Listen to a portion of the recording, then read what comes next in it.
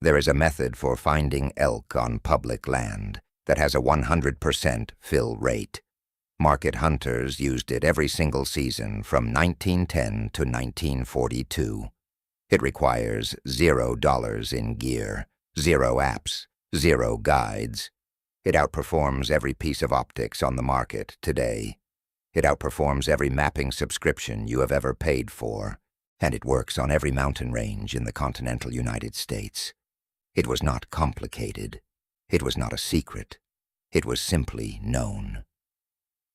Then the outdoor gear industry grew into a $23 billion machine, and a method that fills your tag for free cannot be sold. What cannot be sold cannot be allowed to live in your hands. So they buried it. Not in 1980, in 1938. Before your father hunted, before your grandfather hunted, before anyone told you that finding elk required $3,000 in optics and a $120 app subscription just to locate an animal on land that already belongs to you. This is the story of the scouting system market hunters used to kill elk every single season, and what the gear industry spent decades making sure you would forget. Welcome to Forbidden Camping. If you are not subscribed yet, hit subscribe and the bell. This is where we dig up what the outdoor industry buried. In the fall of 1922, a man named Elmer Keith rode into the Salmon River Mountains of Idaho with a bolt-action rifle, a wool coat, and a hand-drawn topo map. He was 22 years old. He was not on vacation. He was a market hunter. His survival depended on one absolute condition: fill the tag. Not occasionally, not when conditions were perfect, every single time. Because filling the tag was rent. It was food on the table. It was the difference between a warm winter and starvation. Elmer Keith killed elk in those mountains every fall for 22 consecutive years. Not once did he pay a guide. Not once did he use a rangefinder. Not once did he pay for a scouting report. What he had instead was a system built entirely on reading how cold air moves through a mountain drainage at dawn. He called it reading the canyon. And it was not mystical, it was physics. Cold air is dense and heavy. At first light it drains downhill, pouring into valley bottoms the way water does.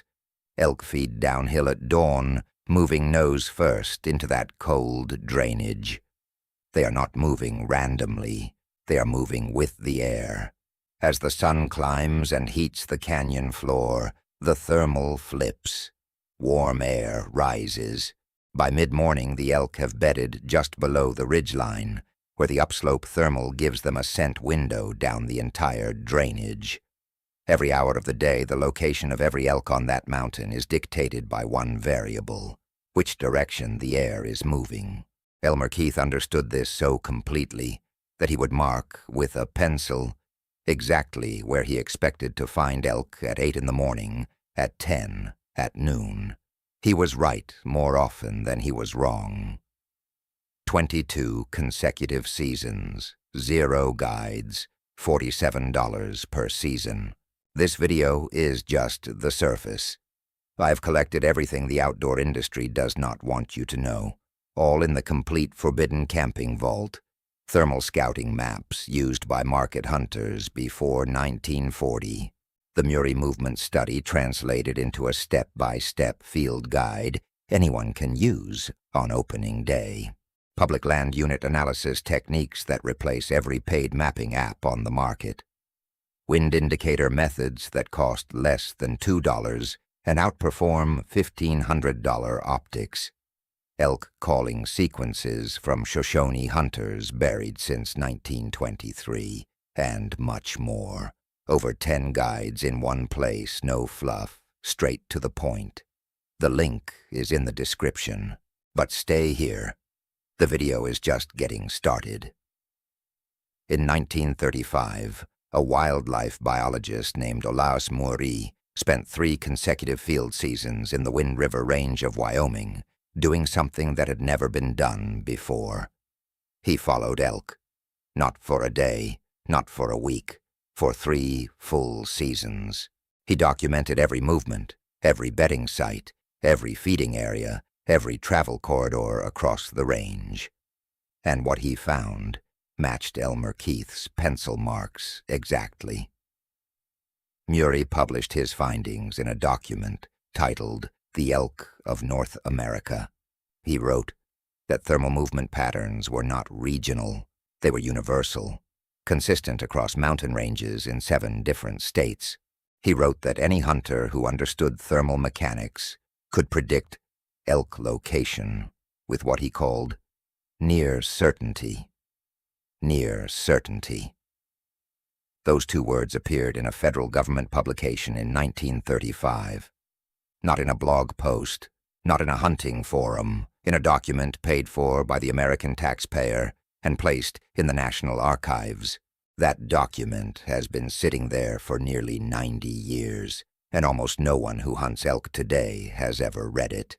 If you have made it this far, you already know more about elk movement than 99% of hunters in the field this fall. Subscribe and share this with someone who deserves to fill their tag. Everything the industry buried is in the complete vault. Link in the description. Now stay with me. The heaviest part comes next. Here is the number that explains exactly why that document stayed buried. The average American elk hunter spends $3,200 per season on equipment. Optics alone average $1,400. Hunting app subscriptions average $120 per year. Over 10 seasons, the average DIY public land elk hunter spends $32,000. $32,000 chasing an animal he may never kill. Now here is what Elmer Keith spent per season, adjusted for inflation. $47. $47. And he filled a tag every single season for 22 consecutive years.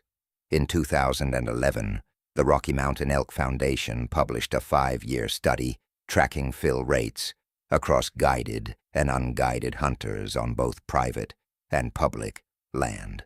Guided hunters with professional spotters and private land access filled their tags 61% of the time. Unguided DIY hunters on public land, without any systematic thermal scouting knowledge, filled their tags 23% of the time. A 38-point gap. That gap is not a skill gap. It is an information gap. And the information that closes it has been sitting in the National Archives since 1935. A researcher at the University of Montana ran a controlled study in 2017 using modern GPS tracking data on real animals, 64 cow elk and 21 bulls, fitted with GPS collars across 4 different drainages in western Montana. The thermal movement pattern held across 100% of the animals tracked. 100%. The study concluded that a hunter who understood thermal mechanics could predict bedding location within a 200-yard radius simply by reading terrain at sunrise. 200 yards, without a rangefinder, without a mapping app, without a guide. The scientists called it predictive terrain reading. Elmer Keith called it common sense. The data is not the mystery here. The mystery is who decided you should never see it, and why that decision was worth billions of dollars to protect. So why does none of this appear in any gear catalog? Why is the Murie study not required reading for every first-time elk hunter in America?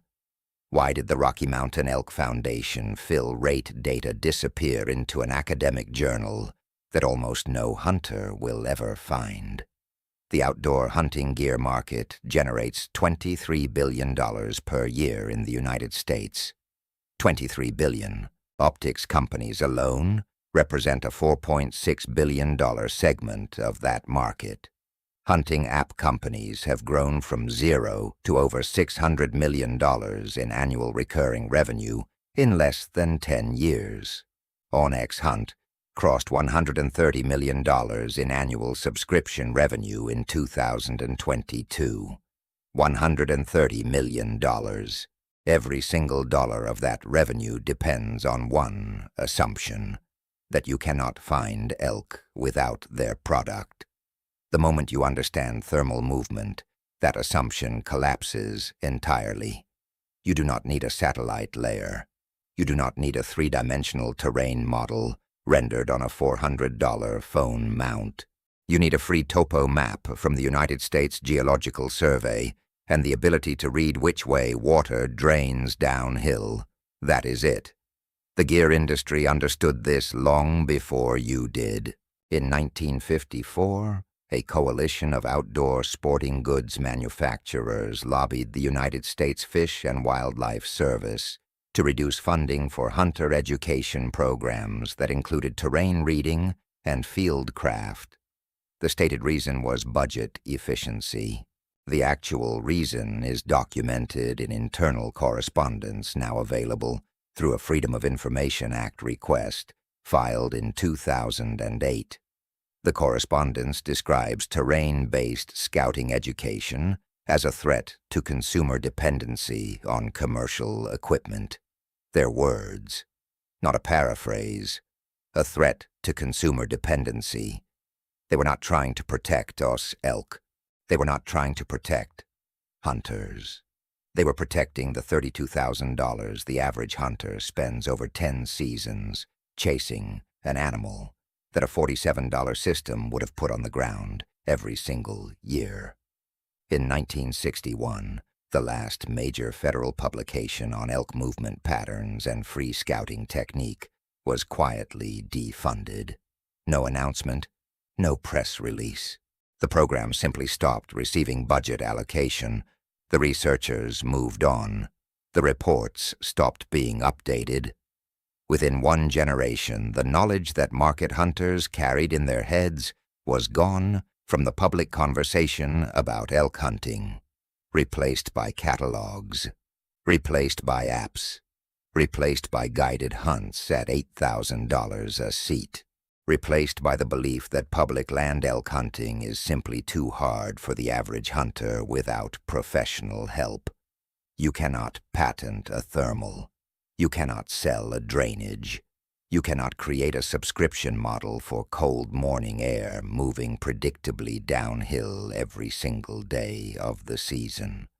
And what cannot generate recurring revenue cannot be allowed to live in the mainstream conversation. So they let it die. And for 60 years, it did. Here is what you do instead of spending $3,000 this fall. Step 1. Go to the United States Geological Survey website and download the free topo map for your hunting unit. It costs nothing. It has been free since 1979. Every contour line on that map represents 40 feet of elevation change. Find the major drainages first. These are the highways elk travel every morning at first light. Step 2. The evening before your hunt, identify every drainage on your map that faces east or southeast. These drainages receive direct sun earliest after sunrise. The thermal flip, from downslope to upslope, happens first in east-facing drainages. Elk will begin moving toward their bedding areas between 9 and 10 in the morning in east-facing drainages, and as late as 11 in north-facing ones. Mark the saddles and timbered benches just below the main ridgeline in each drainage. These are your midday bedding zones. Every elk on that mountain is moving toward one of those spots by 9 in the morning. Step 3. Position yourself at the bottom of your target drainage before first light. The cold air is draining downhill toward you. Your scent is moving away from the elk above. You are invisible to their nose. Move slowly uphill, stopping every 100 yards to stand completely still for 2 full minutes. Listen before you look. The sound of a bull relocating to his bed, moving through dry timber, carries 3 times farther than most hunters expect. Elmer Keith covered 1 mile every 3 hours on his morning approach, not because he lacked fitness, because he was hunting, not hiking. Step 4. By 9 in the morning, find a position with a clear view of the bench below the ridgeline and stop moving entirely. The thermal is flipping. The elk are transitioning to their beds. They are going to move through your field of view. This is not a prediction based on hope. This is applied physics. A hunter documented in the University of Montana study used this exact sequence over 4 consecutive seasons on the same public land drainage in the Bitterroot Valley. He filled his tag all 4 seasons, not with a guide, not with a premium optics package, with a free topo map, a $2 wind indicator, and the same system Elmer Keith carried into the Salmon River Mountains in 1922. That is 4 tags, 4 bulls on the ground, $0 spent on apps or guided access, on land that belongs to every American equally. This knowledge did not die. It was buried in federal archives, buried in academic journals with 12 readers, buried under 60 years of catalog pages and app subscription renewals, and the quiet industry assumption that a hunter who feels dependent stays a customer forever. But the market hunters knew something the gear industry never could erase from the land itself. Thermals do not change. They do not require a software update.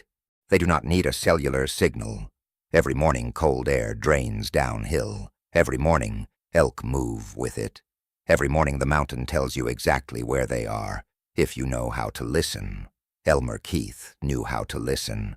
Olaus Murie spent 3 seasons in Wyoming confirming what Elmer already knew. The land has been trying to tell you the same thing every single season you walked out of the mountains empty-handed. The next time you see an ad for a $1,500 rangefinder, remember this. The man who filled a tag every year for 22 consecutive seasons spent $47 doing it. The difference between him and you is not equipment. It is not fitness. It is not access. It is information. And now you have it. If this video put something in your hands that no gear company wanted you to have, subscribe and share it. Every hunter who understands thermals is one less customer for a machine that depends on your ignorance to survive. Every share preserves what they spent 60 years trying to erase. The next vault opens soon, and what they buried this time is even harder to believe.